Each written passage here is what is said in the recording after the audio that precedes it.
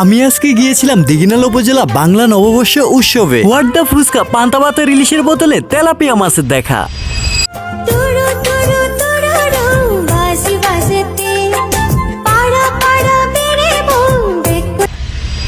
পহেলা বৈশাখের উৎসবে যাওয়ার জন্য আমাদের ডুপ্লেক্স বাড়ির লিফটে করে দৌড়ে দৌড়ে নামতেছিলাম। বড় ভাই সাংবাদিক আর আমি ডিকে লাইফ লাইন যাচ্ছি হচ্ছে যে পহেলা বৈশাখের কি খেতে ভাইয়া? পান্তা ইলিশ। ওই অটো রিক্সাওয়ালা মামা দাঁড়াও, পান্তা ইলিশ খেতে আমরা যাব দিঘিনালা উপজেলায়।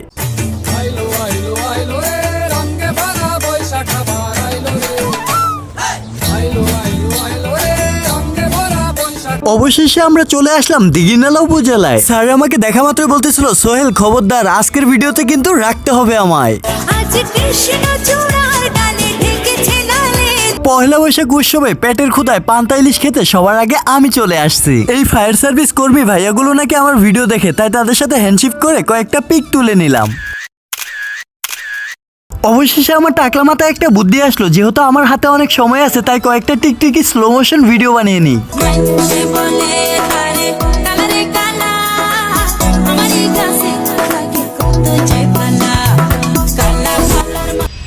পহেলা বৈশাখ উপলক্ষে পান্তা ইলিশ খাবো না, এটা কেমন করে হয়? দূর, পান্তা ইলিশ পরে খাওয়া যাবে। চলুন আগে শুভ নববর্ষ র্যালির ভিডিও করে আসি। বাজে রে বাজে ঢোলার ঢাক, এলো রে পহেলা বৈশাখ। বাজে রে বাজে ঢোলার ঢাক। বেডি মানুষ খুব আস্তে হাঁটে, তাই স্লো মোশনের স্পিড বাড়িয়ে দিতেছি যাতে বেশি করে হেঁটে পান্তা ইলিশ বেশি করে খেতে পারে।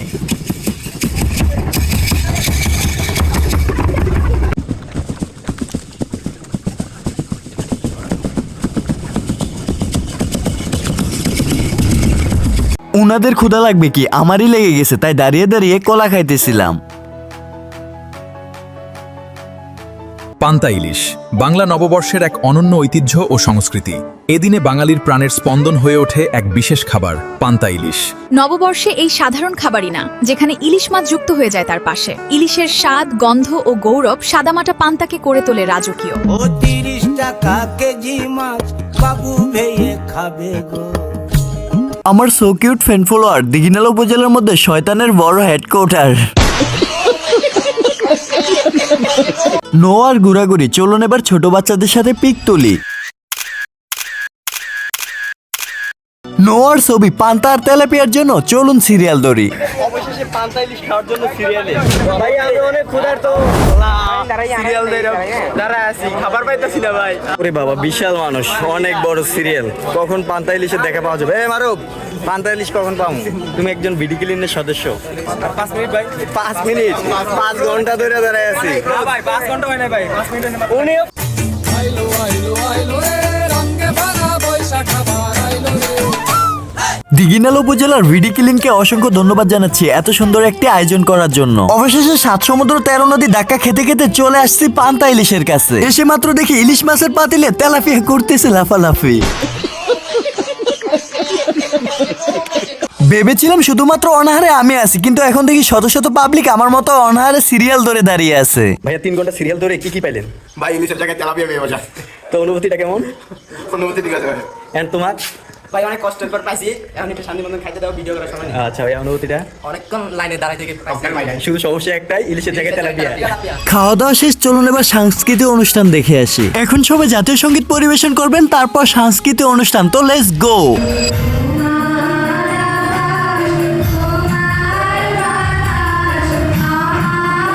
এই পাহাড়ি বাচ্চাটাকে অনেক অনেক কিউট লাগতেছিল, তাই ওর সাথে কথা বলতেছিলাম, কিন্তু কে জানতো এই যে স্টেজের মধ্যে এত সুন্দর পারফরম্যান্স করবে। বাবার সাথে যদি জানো তুমি সবাই বাংলা দাও। Thank you.